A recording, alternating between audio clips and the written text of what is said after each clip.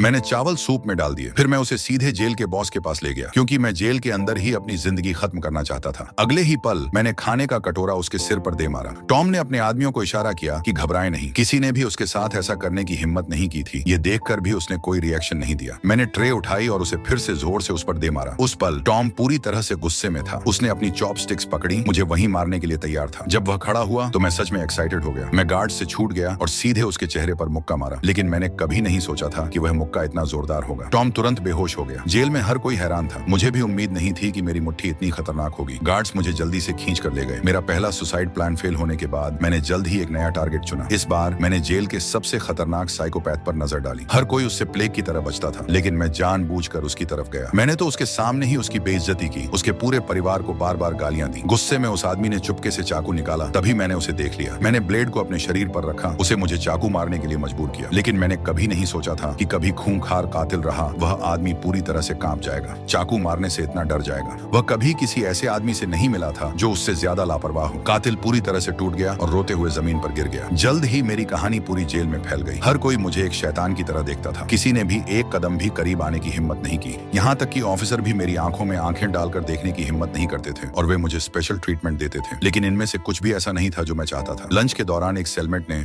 मुझे कुछ बताया। पिछली रात किसी ने भागने की कोशिश की थी और गार्ड्स ने उसे गोली मार दी थी। इससे मुझे मरने का एक और मौका मिला। रात में मैं अकेला दीवार पर चढ़ गया, यार्ड में चिल्ला रहा था, गार्ड्स को मुझे गोली मारने के लिए मजबूर करने की कोशिश कर रहा था। वार्डन ने मुझे मॉनिटर पर देखा और मेरी इच्छा पूरी कर दी। गार्ड्स का एक ग्रुप अंदर आया और मुझे घेर लिया। जैसे ही वे ट्रिगर दबाने वाले थे, वार्डन ने अचानक देखा कि कुछ गड़बड़ है।